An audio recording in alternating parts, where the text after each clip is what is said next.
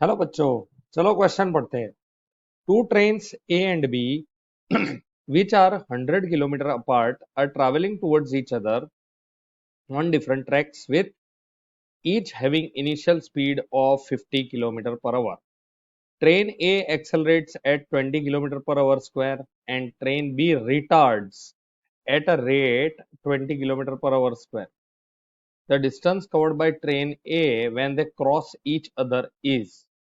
तो यहाँ पे बेटा सबसे पहले समझ लेते हैं की कॉन्सेप्ट। तो की कॉन्सेप्ट में यहाँ पे फिर से रिलेटिव आएगा।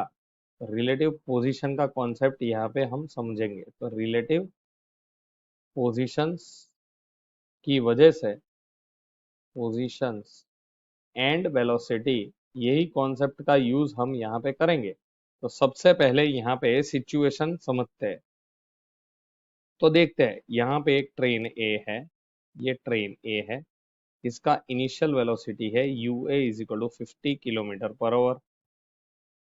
इसके अलावा इसका एक्सेलरेशन है a is equal to 20 kilometre per hour square.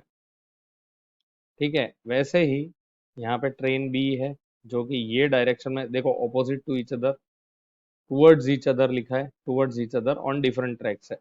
तो ये बी है, इसकी एक्सेलरेशन हम गिन लेते हैं। ए बी जो है वो भी सेम दी है, लेकिन यहाँ पे माइनस है क्योंकि रिटार्डेशन बोला गया है। तो ये एक आएगा। चलो इसके अलावा हम यू बी भी लिख सकते हैं। यू बी अपना क्या होगा, यहाँ पे कितना दिया है 50 किलोमीटर पर आवर है वो भी। अब इन दोनों के बीच में है, ये लोग ऐसा बोल रहे हैं कि इनिशियली ये दो के बीच में जो डिस्टेंस है वो 100 किलोमीटर है। तो अब हमें ये समझना है कि ये दोनों जब क्रॉस करेंगे, मान लो यहाँ पे क्रॉस करते हैं, तो जब ये क्रॉस करते हैं तो यहाँ से ट्रेन ए एक्स किलोमीटर चल लिया इसने, ये 100 किलोमीटर के लिए। तो ये ट्रेन को कितना चलना रहेगा, 100 - x किलोमीटर चलना रहेगा, ऐसा समझ लेते हैं। और ये डिस्टेंस कवर करने में इनको टोटल टाइम लग जाता है t। अब ये सिचुएशन के हिसाब से हम देखते हैं। देखो पहले इसने जो डिस्टेंस कवर किया वो देखते हैं। तो x distance is equal to u a. U a कितना है, पहले फॉर्मूला लिखते हैं s is equal to u t plus half a t square. यही फॉर्मूला अपन दोनों केस में यूज करेंगे। तो x is equal to u a अपना कितना है 50 इंटू टाइम, टाइम हमें नहीं पता है वो, तो हम फाइंड कर सकते हैं, plus half into 20 kilometre per hour square into T square. T का स्क्वायर इधर रख दो, ये आ जाएगा 10। तो x is equal to 50t plus 10t square. तो ये मेरी पहली इक्वेशन आ गई।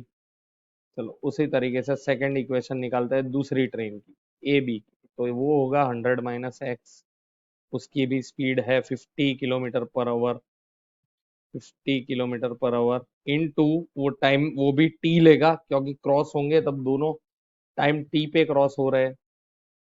और यहाँ पे रिटार्डेशन है तो माइनस आ जाएगा, minus half into 20 into T square, ये हो जाएगा 10। तो ये हमारा आ जाएगा 100 - x is equal to 50t -10t square. ये मेरा हो गया दूसरा इक्वेशन। अब let us add both of the equation. तो 1 और 2 को ऐड करते हैं, 1 + 2 करते हैं, तो ये आ जाएगा x plus 100 - x is equal to यहाँ पे आप देख सकते हो x x कैंसल हो जाएगा और यहाँ पे आ जाएगा, देखो 50 50 ऐड होके 100t बना लेगा। और यहाँ पे plus 10t square minus 10t square वो जीरो हो जाएगा। तो इसके ऊपर से हमें मिलेगा t इज इक्वल टू 100/100, मतलब 1 आवर मिला, 1 आवर, क्योंकि ये कैंसल आउट हो गया 1।